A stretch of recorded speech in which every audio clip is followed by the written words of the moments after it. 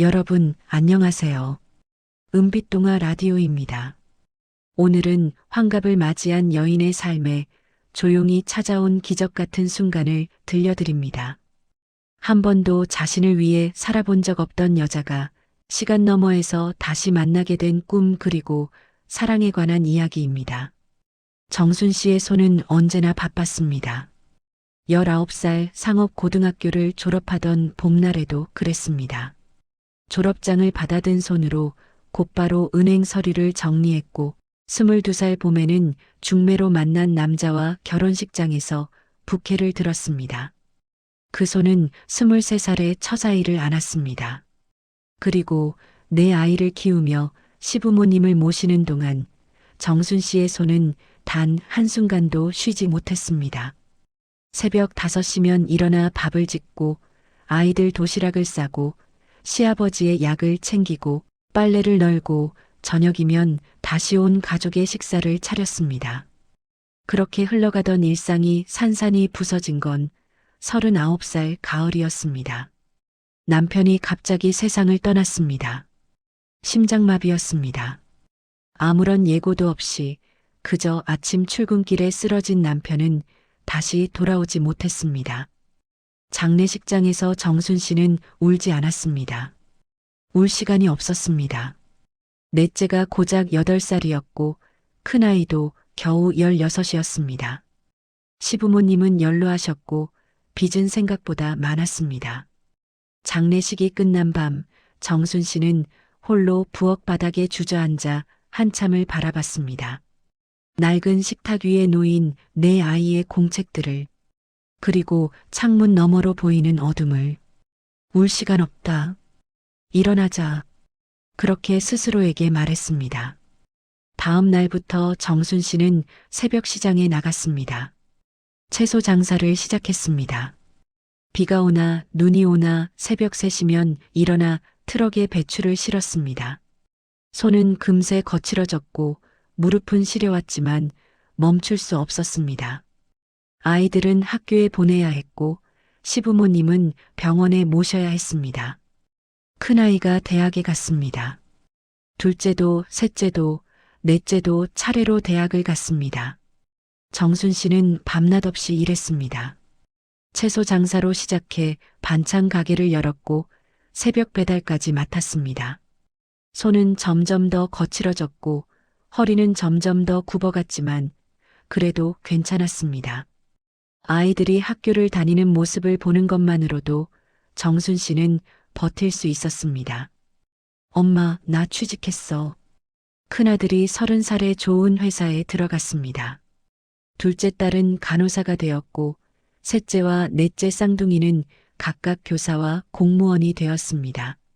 네 아이 모두 제 발로 서는 모습을 본 날 정순 씨는 처음으로 펑펑 울었습니다. 할 만큼은 했다. 그렇게 중얼거렸습니다. 하지만 그날 밤 혼자 남은 방에서 정순 씨는 문득 깨달았습니다. 자신이 단 한 번도, 정말 단 한 번도 자신을 위해 살아본 적이 없다는 것을 19살 은행원으로 취직하던 날부터 지금까지 늘 누군가의 엄마였고 누군가의 며느리였고 누군가의 아내였습니다. 나는 뭐였을까? 캄캄한 방 안에서 정순 씨는 조용히 물었습니다. 책상 서랍 깊숙한 곳에서 오래된 공책 한 권을 꺼냈습니다. 상업고등학교 시절 국어 선생님이 칭찬해 주셨던 그 공책. 빼곡히 적힌 글들, 짧은 수필들, 시들, 이야기들. 정순아, 너 글 참 잘 쓰는구나. 대학 가서 국문과 가면 좋겠다. 선생님의 목소리가 아련하게 들려왔습니다. 하지만 그때 정순 씨에게 대학은 꿈도 꿀 수 없는 일이었습니다. 집안 형편이 어려웠고 여자는 시집만 잘 가면 된다는 부모님의 말씀이 있었습니다. 나도 공부하고 싶었는데 40년 만에 꺼낸 그 말은 가슴 깊은 곳에서 울려 퍼졌습니다. 환갑이 되던 해봄 아이들이 정순 씨를 불렀습니다. 엄마, 우리가 여행 보내드릴게요. 평생 우리만 생각하고 사셨잖아요. 네 남매가 십시일반 모은 돈으로 영국 여행 상품권을 선물했습니다. 정순 씨는 손사래를 쳤습니다. 아니다, 괜찮다. 그 돈으로 너희가. 엄마, 이번엔 엄마 차례예요. 큰아들이 단호하게 말했습니다. 그렇게 정순 씨는 생애 처음으로 비행기를 탔습니다. 런던 히드로 공항에 내린 순간 낯선 언어와 낯선 풍경 속에서 정순 씨는 묘한 해방감을 느꼈습니다. 여기서는 아무도 자신을 엄마라고 부르지 않았습니다. 시어머니도 남편도 아이들도 없었습니다. 그저 정순이라는 이름 하나만이 남아 있었습니다. 여행 사흘째 되던 날 버스는 스톤헨지로 향했습니다. 5,000년 전에 세워진 거석 유적지입니다. 아직도 누가 왜 만들었는지 정확히 알 수 없습니다. 가이드의 설명이 흘러나왔지만 정순 씨는 제대로 듣지 못했습니다. 버스 창문 너머로 보이는 거대한 돌기둥들이 왠지 모를 그리움으로 다가왔기 때문입니다. 버스에서 내려 평원을 걸었습니다. 바람이 세차게 불어왔습니다. 회색 하늘 아래 우뚝 선 거석들은 마치 시간을 초월한 존재처럼 묵묵히 서 있었습니다. 정순 씨는 천천히 돌기둥 사이로 걸어 들어갔습니다. 그 순간이었습니다. 손끝이 차가운 돌에 닿는 순간 세상이 흔들렸습니다. 주변의 소음이 사라졌습니다. 관광객들의 목소리도 가이드의 설명도 바람 소리조차 들리지 않았습니다. 마치 세상 전체가 숨을 멈춘 것처럼 고요했습니다. 그리고 빛이 쏟아졌습니다. 돌기둥 사이로 눈부신 빛이 흘러나왔고 정순 씨의 시야는 순식간에 하얗게 물들었습니다. 손끝에서 느껴지는 돌의 차가움이 점점 따뜻해졌고 그 따스함은 팔을 타고 온몸으로 퍼져나갔습니다. 이게 뭐지? 정순 씨는 중얼거렸습니다.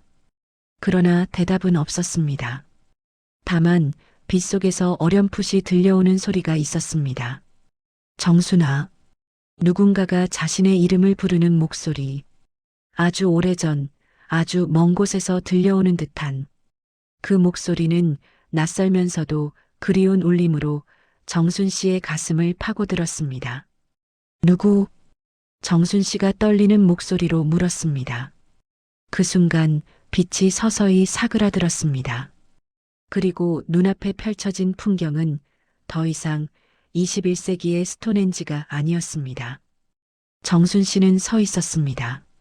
같은 장소에 하지만 전혀 다른 시간 속에 하늘은 더 푸르렀고 공기는 더 맑았으며 돌기둥들은 훨씬 더 새 것처럼 빛났습니다. 그리고 주변에는 아무도 없었습니다. 관광객도 로프 울타리도 안내 표지판도 없었습니다. 여기가 어디지? 정순 씨는 떨리는 다리로 한 걸음 내디뎠습니다. 그때 저 멀리서 누군가가 걸어오는 모습이 보였습니다. 긴 머리를 늘어뜨린 젊은 여자. 허름하지만 정갈한 린넨 옷을 입은 그 여자는 천천히 다가왔습니다. 정순 씨와 눈이 마주쳤습니다.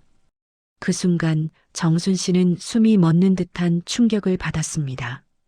그 여자의 얼굴은 자신의 얼굴이었습니다. 정확히는 19살 때의 자신. 결혼 전, 은행에 취직하기 전, 글을 쓰고 싶다는 꿈을 품었던 그때의 얼굴. 당신은 젊은 여자가 먼저 입을 열었습니다. 목소리는 낯설었지만 그 눈빛은 너무나 익숙했습니다. 저는 정순입니다. 정순 씨는 떨리는 목소리로 대답했습니다. 젊은 여자는 고개를 끄덕였습니다. 그리고 조용히 말했습니다. 저도 정순입니다. 당신이 올 줄 알았어요. 바람이 불었습니다. 시간의 문이 열렸습니다. 그리고 정순의 인생에서 가장 기적 같은 시간이 이제 막 시작되려 하고 있었습니다. 정순은 천천히 눈을 떴습니다. 천장이 낮았습니다. 21세기 런던 호텔의 하얀 천장이 아니었습니다. 나무 석가래가 그대로 드러난 오래된 한옥 천장이었습니다. 벽지는 누렇게 바랬고 구석에는 곰팡이 자국이 보였습니다. 귀에 익은 소리가 들려왔습니다. 어머니의 목소리였습니다. 정순아, 일어났니? 아침 먹어야지. 정수는 벌떡 일어났습니다. 심장이 미친 듯이 뛰었습니다. 손을 내려다봤습니다. 주름진 손이 아니었습니다. 매끈하고 젊은 손이었습니다. 거울을 찾아 허겁지겁 일어섰습니다. 방 한구석에 놓인 낡은 화장대 앞에 섰습니다. 거울 속에는 19살 정순이가 있었습니다. 떨리는 손으로 자신의 볼을 만졌습니다. 부드러웠습니다. 목선도 손등도 모든 게 젊었습니다. 환갑의 몸이 아니었습니다. 꿈이 아니었습니다. 너무나 생생했습니다. 정순아, 뭐하니? 밥 다 식겠다. 어머니의 목소리가 다시 들려왔습니다. 정수는 비틀거리며 방문을 열었습니다. 좁은 마루, 그 너머 부엌에서 국을 뜨고 계신 어머니가 보였습니다. 돌아가신 어머니, 지금은 젊은 얼굴로 앞치마를 두르고 살아 숨쉬고 계셨습니다. 엄마, 그 한마디가 입 밖으로 나오는 순간 정수는 그 자리에 주저앉았습니다. 왜 그러니? 어디 아프니? 어머니가 황급히 달려왔습니다. 손이 정순의 이마에 닿았습니다. 따뜻했습니다. 살아있는 사람의 온기였습니다. 엄마. 정수는 어머니의 손을 꼭 붙잡고 울었습니다. 40년 만에 만진 어머니의 손. 거칠었지만 따뜻했습니다. 어머니는 당황하며 정순 씨의 등을 두드렸습니다. 무슨 일이니? 꿈이라도 무서운 꿈 꿨니? 아니에요. 그냥 좋아서요, 엄마. 정수는 흐느끼며 대답했습니다. 어머니는 어리둥절한 표정으로 딸을 안아주었습니다. 정수는 그 품에서 한참을 울었습니다. 그리워했던 품, 수없이 꿈에서 찾았던 품, 이제 다시는 안을 수 없을 거라 생각했던 그 품이 지금 여기 있었습니다. 괜찮니? 오늘 면접인데. 어머니의 말에 정수는 정신을 차렸습니다. 면접. 1975년. 오늘은 은행 면접을 보는 날이었습니다. 정수는 이 면접에 합격해서 은행원이 되었고 2년 뒤 중매로 남편을 만났습니다. 모든 게 거기서부터 시작되었습니다. 엄마, 저 은행 안 갈래요. 정수는 떨리는 목소리로 말했습니다. 어머니의 눈이 커졌습니다. 뭐라고? 이 면접 보려고 내가 얼마나 준비했는데 경쟁률이 100대 1이 넘는다며? 알아요. 근데 저 대학 가고 싶어요. 어머니는 한숨을 쉬었습니다. 정순아, 우리 형편 내가 모르는 게 아니잖니. 내 오빠 대학 보내느라 빚도 있고 여자가 대학까지 가서 뭐하니. 은행 들어가서 몇 년 다니다가 좋은데 시집 가면 되는 거지. 똑같은 말이었습니다. 예전에도 어머니는 똑같은 말씀을 하셨습니다. 그때 정수는 고개를 숙이고 순종했습니다. 어머니 말씀이 맞다고 생각했습니다. 그게 여자의 길이라고 믿었습니다. 하지만 지금은 달랐습니다. 엄마, 제가 일하면서 학비 벌게요. 야간 대학 가면 돼요. 아니면 장학금 받으면 되고요. 제발 한 번만 제 꿈 이루게 해주세요. 정순의 눈에서 눈물이 주르륵 흘러내렸습니다. 어머니는 난처한 표정으로 한참을 바라보다가 한숨을 쉬며 고개를 저었습니다. 하고 싶은 거 다 하고 사는 사람이 세상에 어디 있니? 엄마, 저 한 번만이에요. 제발이요. 정수는 어머니의 손을 꼭 잡았습니다. 어머니는 딸의 절박한 눈빛을 한참 들여다보다가 결국 고개를 끄덕였습니다. 알았다. 내 맘대로 해봐라. 근데 힘들어도 엄마한테 투정 부리지 마라. 고마워. 엄마, 정말 고마워. 정수는 어머니를 껴안았습니다. 그날부터 정순의 새로운 삶이 시작되었습니다. 면접은 보러 갔습니다. 어차피 합격할 것을 알고 있었으니까요. 예상대로 일주일 뒤 합격 통보가 왔습니다. 정수는 은행에서 일하기 시작했습니다. 하루 8시간 서류를 정리하고 손님을 응대하고 장부를 정리했습니다. 그리고 퇴근 후에는 도서관으로 갔습니다. 밤 10시까지 책을 읽고 문제를 풀었습니다. 영어 단어들, 수학 공식들, 역사 연표들, 모든 게 새롭게 느껴졌습니다. 공부가 이렇게 즐거운 것이었구나.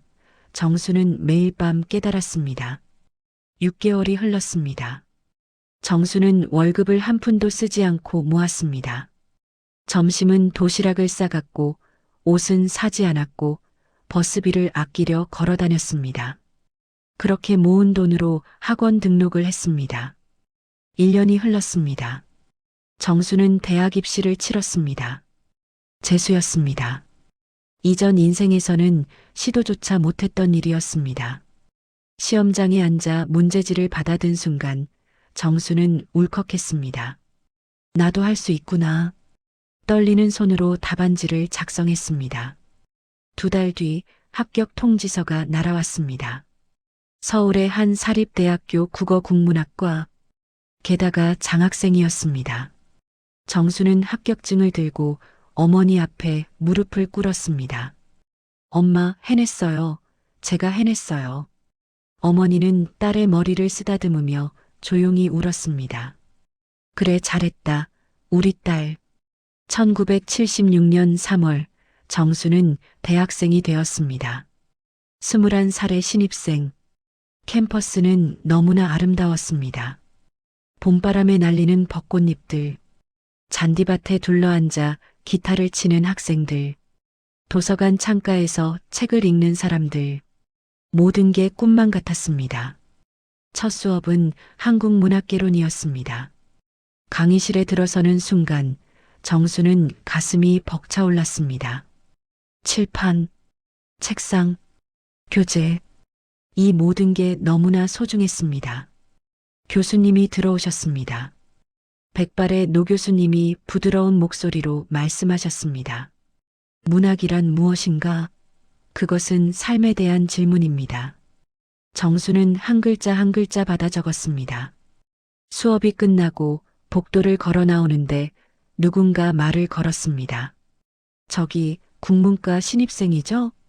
돌아보니 키 큰 남학생이 서 있었습니다. 저는 3학년 민석이에요. 신입생 환영회 준비하고 있는데 오실 수 있으세요? 민석? 그 이름을 듣는 순간 정수는 묘한 전율을 느꼈습니다. 이 사람을 알 것 같았습니다. 하지만 이전 인생에서는 만난 적이 없는 사람이었습니다. 네, 가겠습니다. 정수는 조심스럽게 대답했습니다. 민석은 환하게 웃었습니다. 좋아요. 이번 주 토요일 저녁 6시 학생회관 앞에서 만나요. 그날부터 정순의 대학 생활은 새로운 색으로 물들기 시작했습니다. 학회 모임에서 민석은 늘 정순의 옆자리에 앉았습니다. 도서관에서 공부할 때면 어느새 나타나 조용히 책을 건네주었습니다. 점심시간이면 학생 식당에서 자연스럽게 마주쳤습니다. 정순이는 왜 국문과 왔어? 어느 날 민석이 물었습니다. 정수는 잠시 망설이다가 대답했습니다. 글을 쓰고 싶어서요. 사람들의 이야기를, 삶의 이야기를 쓰고 싶었어요.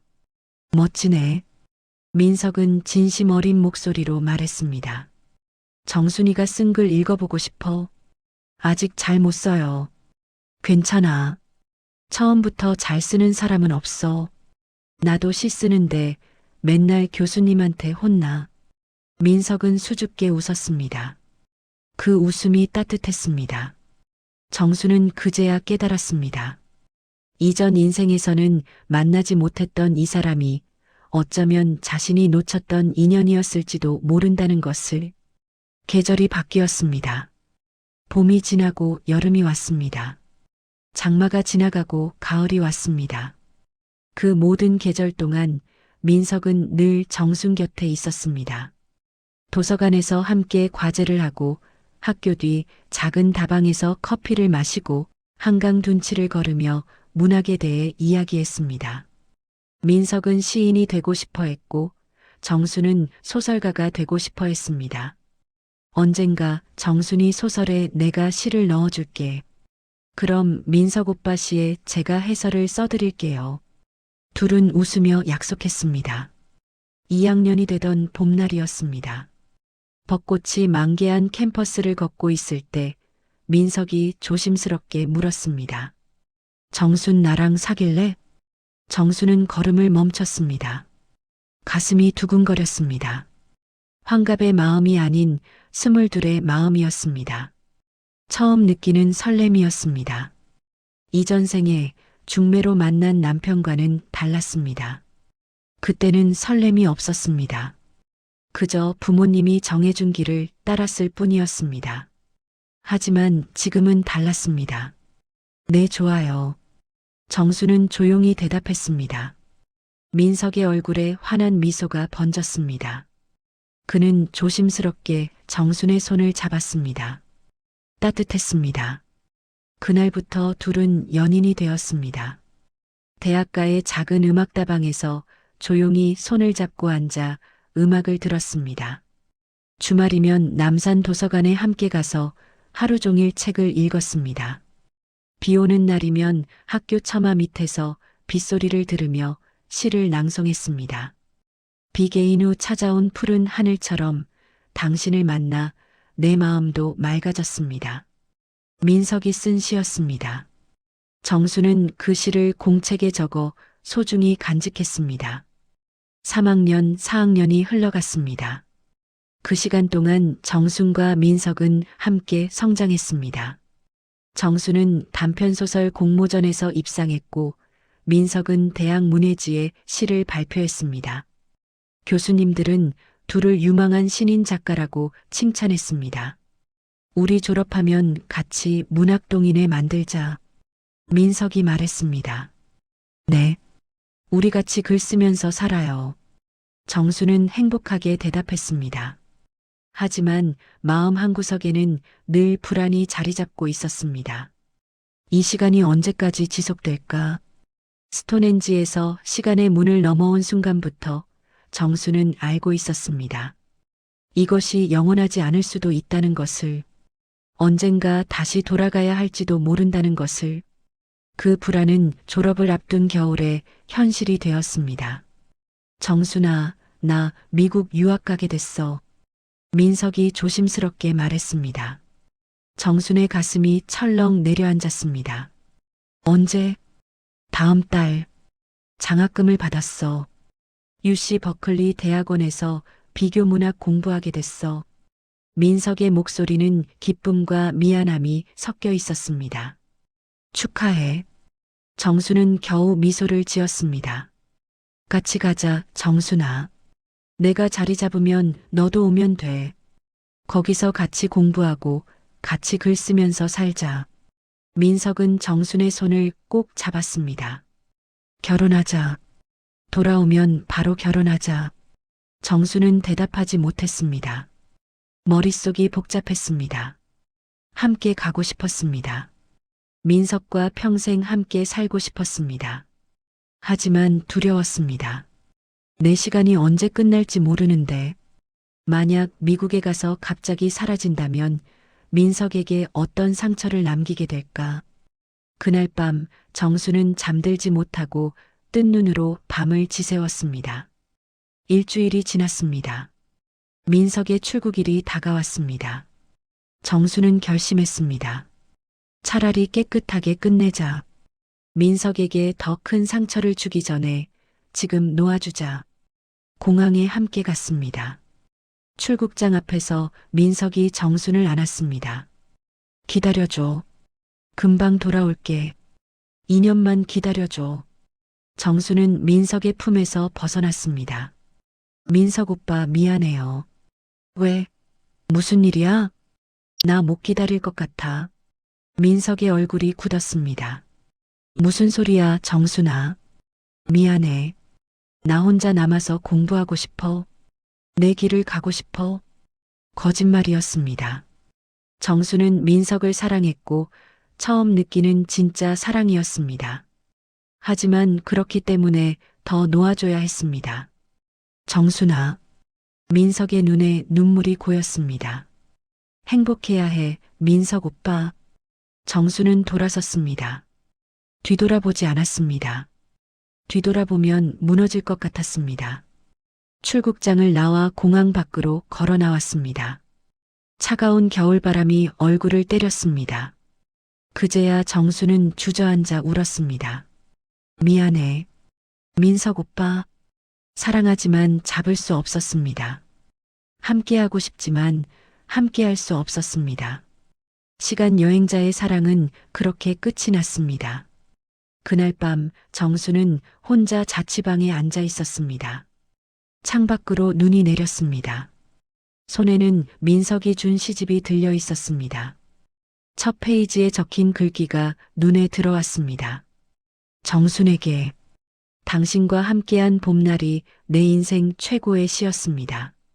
정수는 책장을 천천히 넘겼습니다. 그 안에는 4해 동안 민석이 정순에게 바친 시들이 빼곡히 적혀 있었습니다. 모든 시가 사랑의 기록이었습니다. 모든 구절이 함께한 순간의 기억이었습니다. 미안해, 정말 미안해. 정수는 시집을 가슴에 안고 조용히 울었습니다. 창밖의 눈은 계속해서 내렸습니다. 1979년 겨울이었습니다. 25살 정순의 첫사랑은 그렇게 눈 속에 묻혔습니다. 하지만 정순은 알지 못했습니다. 이 이별이 끝이 아니라는 것을, 시간은 때로 놓친 것들을 다시 데려온다는 것을, 그리고 진짜 기적은 이제부터 시작이라는 것을.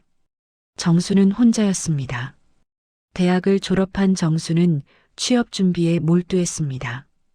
민석이 떠난 뒤 석 달이 흘렀지만 가슴 한편은 여전히 시렸습니다. 하지만 멈출 수 없었습니다. 눈물을 닦고 일어서야 했습니다.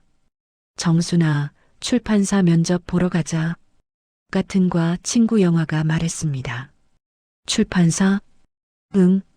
문학사에서 편집부 신입사원 뽑는데 우리 전공 살릴 수 있잖아. 정수는 고개를 끄덕였습니다. 일주일 뒤 면접을 봤습니다. 편집장은 50대 중반의 과묵한 남자였습니다. 정순의 이력서를 찬찬히 들여다보더니 물었습니다. 단편소설 공모전 입상작 읽어봤습니다. 문장이 좋더군요. 그런데 왜 작가가 아니라 편집자가 되려고 합니까? 정수는 잠시 망설이다가 솔직하게 대답했습니다. 먹고 살아야 해서요. 작가만으로는 살기 어렵잖아요. 하지만 출판사에서 일하면서도 글은 계속 쓸 수 있을 것 같아서요. 편집장은 희미하게 미소 지었습니다. 합격입니다. 네. 벌써요? 당신 같은 사람이 필요합니다. 문학을 사랑하지만 현실도 아는 사람. 내일부터 출근하세요. 그렇게 정수는 출판사 편집자가 되었습니다. 출판사 일은 생각보다 고됐습니다. 아침 9시에 출근해서 밤 10시까지 일했습니다. 원고를 읽고 교정을 보고 작가들과 전화 통화를 하고 회의에 참석했습니다. 점심시간도 제대로 못 먹을 때가 많았습니다. 하지만 행복했습니다. 매일 책과 함께 했습니다. 새로운 원고를 읽을 때마다 가슴이 뛰었습니다. 좋은 문장을 발견하면 형광펜으로 줄을 그으며 감탄했습니다. 작가의 꿈을 책으로 엮어내는 일이 보람찼습니다. 정순 씨, 이 원고 어때요? 편집장이 두툼한 원고 뭉치를 건넸습니다. 신인 작가인데 문장은 좀 거칠지만 이야기가 단단해요. 다듬으면 괜찮을 것 같아서요. 정수는 밤을 새워 원고를 읽었고 편집장 말이 맞았습니다. 거친 문장 속에 빛나는 이야기가 있었습니다. 붉은 펜을 들고 한 줄 한 줄 고쳐나갔습니다. 한 달 뒤 그 책이 출간되었습니다. 서점 진열대에 꽂힌 책을 보는 순간 정수는 울컥했습니다. 내가 만든 책이다. 비록 자신의 이름으로 낸 책은 아니었지만 이 책이 세상에 나오는데 자신이 기여했다는 사실이 뿌듯했습니다. 그러나 정수는 멈추지 않았습니다. 낮에는 출판사에서 일했고 밤에는 자신의 글을 썼습니다. 퇴근 후 집에 돌아와 간단히 저녁을 먹고 책상 앞에 앉았습니다. 새벽 2시까지 글을 쓰고 4시간 자고 다시 출근했습니다. 주말에도 썼습니다. 손가락이 아프고 눈이 침침하고 허리가 끊어질 듯 아파도 멈추지 않았습니다. 뭘 그렇게 열심히 써? 영화가 물었습니다. 소설, 신춘문예 공모하려고. 에이, 신춘문예가 얼마나 어려운데 경쟁률이 수천 대 1이야. 알아. 그래도 해봐야지. 정수는 담담하게 대답했습니다. 환갑의 기억이 있었습니다. 이전 삶에서는 단 한 번도 시도해보지 못한 일이었습니다. 이번 생에서는 달랐습니다. 도전할 수 있었고 실패해도 괜찮았습니다. 적어도 시도는 해봐야 했으니까요. 첫 번째 도전. 떨어졌습니다. 아쉽지만 최종 심사에서 탈락했습니다. 짧은 통보였습니다. 정순 씨는 하루 동안 울었습니다. 하지만 다음 날 다시 책상 앞에 앉았습니다. 다음에 2번째 도전. 또 떨어졌습니다. 예선 통과했으나 본선 탈락. 이번에는 반나절 울었습니다. 그리고 다시 펜을 들었습니다. 또 다음에 3번째 도전. 봉투를 뜯는 손이 떨렸습니다. 축하합니다. 귀하의 작품 스톤헨지의 시간 여행자가 신춘문예에 당선되었습니다. 정수는 그 자리에 주저앉았습니다. 드디어 됐습니다. 30살 정수는 신춘문예 당선 작가가 되었습니다. 이전 생에서는 꿈도 꾸지 못한 일이었습니다. 남편 뒷바라지하며 아이들 키우며 살았던 그 삶에서는 불가능했던 일이었습니다. 엄마, 제가 해냈어요. 정수는 전화기를 들고 어머니께 전화했습니다. 그래, 잘했다. 우리 딸 정말 잘했다. 어머니는 울먹이며 대답했습니다. 당선작 스톤헨지의 시간 여행자는 환갑의 여인이 시간을 넘어 다시 청춘을 살게 되는 이야기였습니다. 놓쳤던 꿈을 되찾고 사랑을 만나고 하지만 결국 선택해야 하는 이야기였습니다. 이 소설 자전적인 거예요? 출판사 편집장이 물었습니다. 정수는 미소 지었습니다. 반은 사실이고 반은 상상입니다. 어느 쪽이 사실이죠? 그건 비밀입니다. 1986년 봄 첫 소설집이 출간되었습니다. 표지에는 스톤헨지 사진이 실렸습니다. 거대한 돌기둥들 사이로 햇빛이 쏟아지는 장면이었습니다. 제목 스톤헨지의 시간 여행자 아래 작은 글씨로 저자명이 적혀 있었습니다. 정순, 자신의 이름이 박힌 책. 정수는 책을 받아들고 한참을 바라봤습니다. 손이 떨렸습니다. 눈물이 흘렀습니다. 해냈다, 나 해냈어. 평생 소원이 이루어졌습니다. 책은 조용히 팔렸습니다. 베스트셀러는 아니었지만 꾸준히 독자를 만났습니다. 서평도 좋았습니다. 시간을 넘어선 여성의 성장 이야기. 잃어버린 꿈을 되찾는 과정이 감동적이다. 문학평론가 김모 씨. 환상과 현실이 절묘하게 교차하는 소설. 여성 독자들에게 큰 울림을 줄 것이다. 출판저널. 독자 편지도 날아왔습니다. 저도 꿈을 포기하고 살았는데 이 소설을 읽고 다시 도전해볼 용기가 생겼습니다. 서울 마포구 김모 씨. 40대 주부입니다. 아이들 키우느라 제 꿈은 다 묻어뒀는데 이 책 읽고 많이 울었습니다. 감사합니다. 부산 해운대구 박모 씨. 정수는 한 통 한 통 정성껏 답장을 썼습니다. 당신의 꿈도 아직 늦지 않았습니다. 시작하세요. 지금 당장. 한 달 뒤 출판사에서 연락이 왔습니다.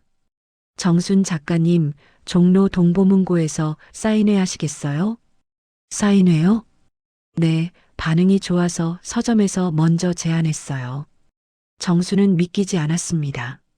토요일 동보문고 3층 사인회 테이블이 준비되어 있었습니다. 책 몇 권과 사인펜이 놓였습니다. 정수는 떨리는 손으로 의자에 앉았습니다. 아무도 안 오면 어떡하지?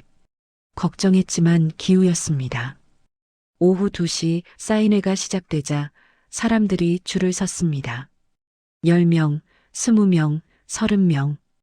대부분 여성 독자들이었습니다. 30대부터 50대까지 다양한 연령대의 여성들이 책을 들고 왔습니다. 작가님, 이 소설 읽고 정말 많이 울었어요. 저도 꿈이 있었는데 포기하고 살았거든요. 다시 시작할 용기를 얻었어요. 감사합니다. 이런 이야기를 써주셔서 한 분 한 분 악수하고 사인하고 이야기를 나눴습니다. 정순의 눈에도 눈물이 고였습니다. 자신의 이야기가 다른 사람들에게 닿고 있었습니다. 위로가 되고 있었습니다. 용기가 되고 있었습니다. 사인회가 끝날 무렵이었습니다. 줄의 맨 끝에서 한 남자가 천천히 다가왔습니다. 손에 커다란 꽃다발을 들고 있었습니다. 정수는 숨이 멎었습니다. 민석 오빠? 공항에서 차갑게 이별을 고한 뒤 단 한 번도 연락하지 않았던 사람. 미국으로 떠났던 그 사람이 지금 여기 서 있었습니다. 오랜만이야, 정순아. 민석 오빠의 목소리는 여전히 따뜻했습니다. 언제 돌아왔어? 작년에. 박사과정 마치고 서림대 국문과 교수로 왔어. 그랬구나. 책 읽었어. 정말 정말 좋았어. 민석 오빠는 책을 내밀었습니다. 이미 많이 읽은 흔적이 있었습니다. 모서리가 닳았고 여기저기 형광펜 줄이 그어져 있었습니다. 이 이야기 우리 이야기 같더라고. 민석이 조용히 말했습니다. 정수는 대답할 수 없었습니다. 목이 메었습니다. 정순아. 민석이 한 걸음 다가왔습니다. 이제 다시 시작하면 안 될까? 주변이 조용해졌습니다. 출판사 직원들도 남아있던 독자들도 숨을 죽이고 두 사람을 바라봤습니다. 정수는 민석을 바라봤습니다. 여전히 따뜻한 눈빛이었고 조용하고 다정한 미소였습니다. 사랑했던 사람이었고 지금도 사랑하는 사람이었습니다. 하지만 민석 오빠, 정수는 천천히 고개를 저었습니다. 나 이제 내 길을 찾았어. 알아. 작가가 된 거 정말 자랑스러워. 고마워. 하지만 난 혼자 가고 싶어. 민석의 얼굴에 슬픔이 스쳤습니다. 민석 오빠 덕분에 꿈을 이뤘어. 민석 오빠가 옆에 있어줘서, 응원해줘서 작가가 될 수 있었어. 정말 고마워. 하지만 이제는 내 힘으로 가보고 싶어. 혼자서도 설 수 있는지, 혼자서도 꿈을 이어갈 수 있는지 확인하고 싶어. 정수는 민석의 손을 가만히 잡았습니다. 미안해. 그리고 고마워. 내 인생에서 가장 아름다운 시간을 함께 해줘서. 민석은 한참 정순을 바라보다가 천천히 고개를 끄덕였습니다. 알겠어. 너의 선택을 존중할게. 그는 꽃다발을 정순에게 건넸습니다. 그래도 축하는 받아줘. 너의 꿈이 이루어진 것 진심으로 축하해. 고마워, 민석 오빠. 민석은 뒤돌아보지 않고 조용히 서점을 나갔습니다. 정수는 그 뒷모습을 한참 동안 바라봤습니다. 눈물이 흘렀지만 후회는 없었습니다. 이번에는 자신의 선택이었습니다. 누군가를 위한 것도 아니고 두려움 때문도 아니었습니다. 자신의 길을 걷기 위한 선택이었습니다. 그날 밤 정수는 혼자 자취방에 앉아 있었습니다. 민석이 준 꽃다발이 책상 위에 놓여 있었습니다. 백합이었습니다. 하얗고 순결한 백합. 정순이 좋아하는 꽃이었습니다. 잘한 거겠지? 스스로에게 물었지만 대답은 확실했습니다. 응, 잘한 거야. 그날 이후 정순의 삶은 더욱 바빠졌습니다. 두 번째 소설을 쓰기 시작했습니다. 출판사 일을 계속하면서도 밤마다 글을 썼습니다. 주말마다 도서관에 틀어박혀 자료 조사를 했습니다. 두 번째 소설, 시간의 선물이 출간되었습니다. 이번에는 베스트셀러가 되었습니다. 서점 진열대 한가운데 쌓였고 TV 프로그램에서도 소개되었습니다. 문학상도 받았습니다. 올해의 주목받는 신인 작가 정순. 시상식장에서 상패를 받는 순간 정순은 울었습니다. 환갑의 몸으로 스톤헨지에 섰던 그날이 떠올랐습니다. 그때는 상상도 못했습니다. 자신이 이런 날을 맞이하게 될 줄은. 정순에게 대학 강의 제안이 들어왔습니다. 정순 작가님, 우리 대학에서 창작 강의를 맡아주시겠습니까? 한 사립대학 국문과 교수가 연락했습니다. 강단. 정순이 평생 꿈꿔온 자리였습니다. 이전 삶에서는 상상도 못한 일이었습니다. 시장 좌판에서 일하던 삶에서는 불가능했던 일이었습니다. 하겠습니다. 정수는 떨리는 목소리로 대답했습니다. 정수는 교단에 섰습니다. 30대 중반의 젊은 강사였습니다. 강의실에는 20명 남짓한 학생들이 앉아 있었고 모두 정순보다 어렸습니다. 안녕하세요. 소설가 정순입니다. 이번 학기 동안 여러분과 함께 창작의 기쁨과 고통을 나누고 싶습니다. 첫 강의는 떨렸습니다. 손에 땀이 났고 목소리가 떨렸습니다. 하지만 학생들은 집중해서 들었습니다. 글을 쓴다는 것은 자신의 삶을 들여다보는 일입니다. 때로는 아프고 때로는 부끄럽지만 그 과정을 통해 우리는 성장합니다. 정수는 자신의 경험을 나눴습니다. 꿈을 포기했다가 다시 찾은 이야기를, 수없이 떨어지고 다시 일어선 이야기를, 두려움을 이겨내고 자신의 길을 선택한 이야기를. 학생들의 눈이 빛났습니다. 수업이 끝나고 한 여학생이 다가왔습니다. 교수님, 저도 작가가 되고 싶은데 자신이 없어요. 왜요? 제 글이 좋은지 모르겠어요. 그리고 부모님도 반대하세요. 정수는 여학생의 눈을 바라봤습니다. 19살의 자신이 보였습니다. 해보세요. 두려워도 해보세요. 실패해도 괜찮아요. 중요한 건 시도하는 겁니다. 시도하지 않으면 평생 후회하며 살게 될 거예요. 정말 할 수 있을까요? 할 수 있어요. 나도 하잖아요. 여학생은 눈물을 글썽이며 고개를 끄덕였습니다. 그날 이후 정수는 학생들에게 단순히 글쓰기만 가르치지 않았습니다. 꿈을 꾸는 법을 가르쳤습니다. 포기하지 않는 법을 가르쳤습니다. 자신의 길을 선택하는 법을 가르쳤습니다.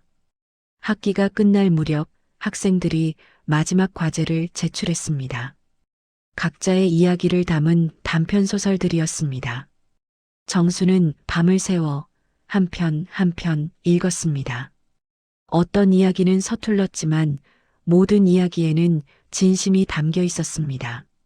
각자의 아픔, 꿈, 희망이 글자로 새겨져 있었습니다. 내가 이 아이들에게 뭔가를 전해준 거구나. 정수는 벅차올랐습니다. 시간이 흘렀습니다. 정수는 꾸준히 소설을 썼고 강의를 했고 독자들을 만났습니다. 5번째 소설이 출간되었고 문학상도 여러 개 받았고 전업 작가로 활동하며 대학에서도 정규 교수직을 제안받았습니다. 정순 작가님, 우리 학교 정교수로 오시겠습니까? 정수는 정교수가 되었고 모든 게 꿈만 같았습니다. 어느 가을날 정수는 연구실에서 학생들의 과제를 읽고 있었고 창밖은 단풍이 붉게 물들어 있던 평화로운 오후였습니다. 그때 갑자기 어지러움이 찾아왔습니다. 주변이 흔들렸습니다. 책상 위의 책들이 흐릿해졌습니다. 손을 뻗어 책상을 잡으려 했지만 손이 책상을 통과했습니다. 정수는 깨달았습니다. 시간이 끝나가고 있었습니다. 아직 안 돼. 발버둥 쳤지만 소용없었습니다. 몸이 점점 투명해졌고 주변 풍경이 희미해졌습니다. 연구실 벽에 걸린 액자가 보였습니다. 첫 소설 스톤헨지의 시간 여행자 표지였습니다. 그 옆에는 문학상 상패들이 놓여 있었고 책장에는 자신이 쓴 여러 권의 책이 꽂혀 있었습니다. 나 해냈어. 꿈을 이뤘어.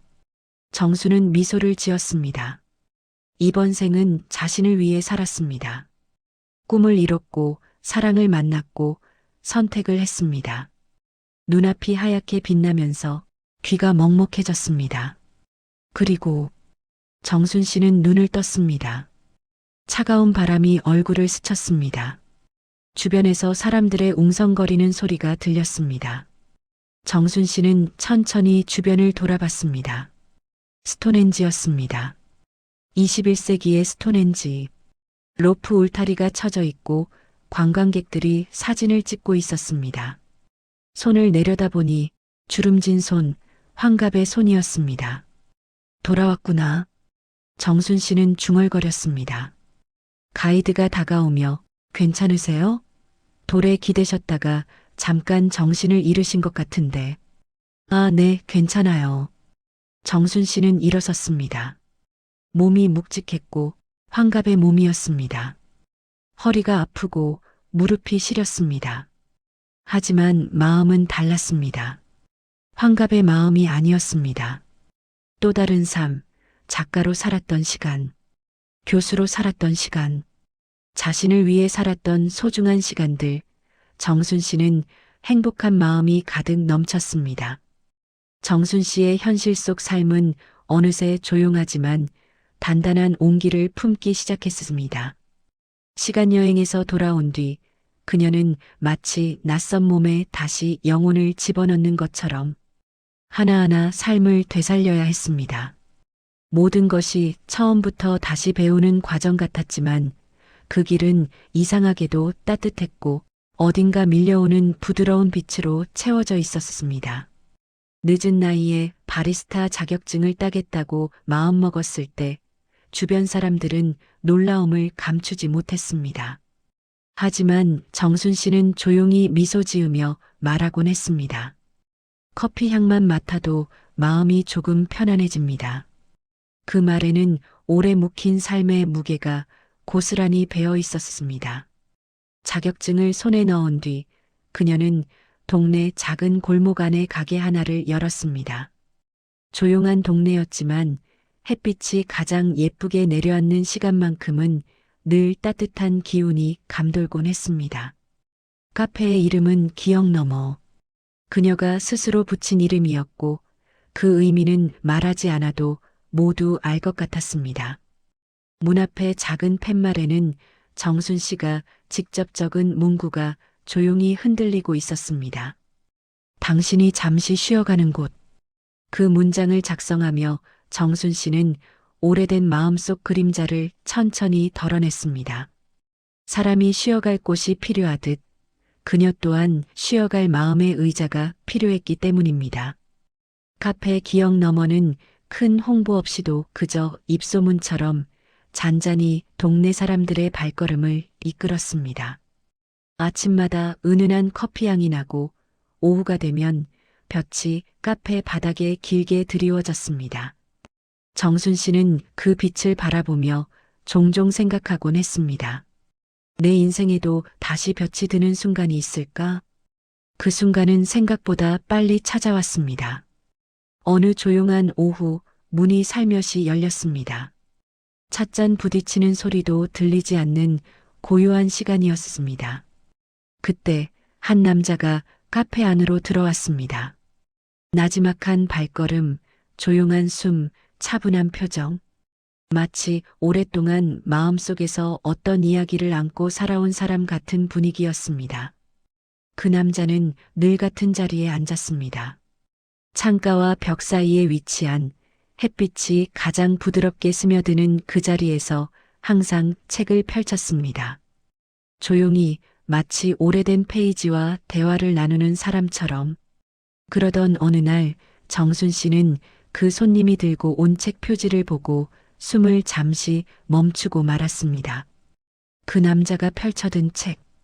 그것은 바로 그녀가 과거를 여행하며 삶의 조각들을 모아 적어내려간 이야기, 스톤헨지의 시간 여행자. 바로 정순 씨가 썼던 책이었습니다.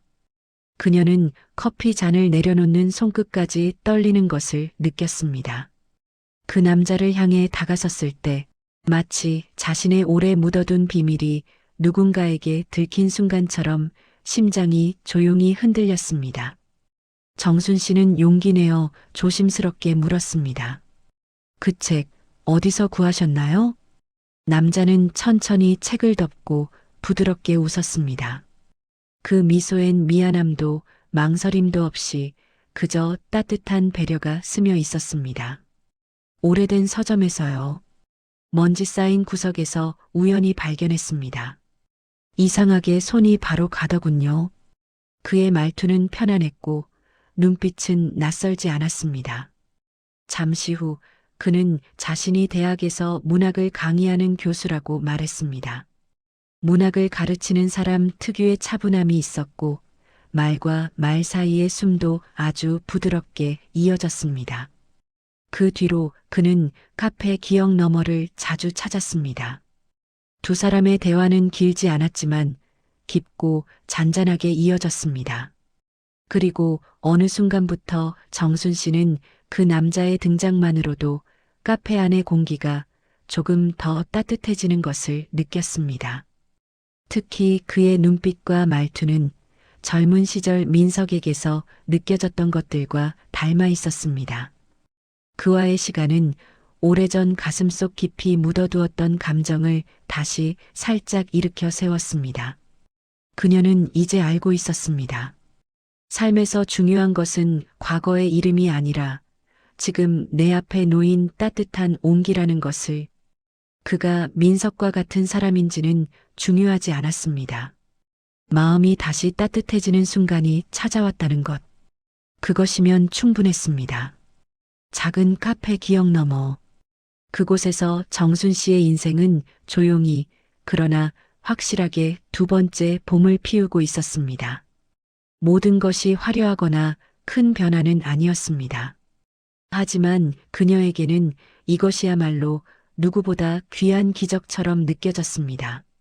잃어버렸던 마음의 계절이 다시 돌아온 것처럼 그녀는 이렇게 중얼거렸습니다. 이제 조금 행복하다는 생각이 듭니다. 그리고 그 순간 카페 기억 너머에 가득 퍼지던 커피 향은 왠지 더 따뜻하게 느껴졌습니다. 마치 오래도록 그녀를 기다려온 듯한 향기였습니다. 누구에게나 돌아가고 싶은 시간이 있고 다시 살아보고 싶은 봄날이 있습니다. 하지만 인생의 선물은 때로는 지금 이 순간에 조용히 도착하곤 합니다.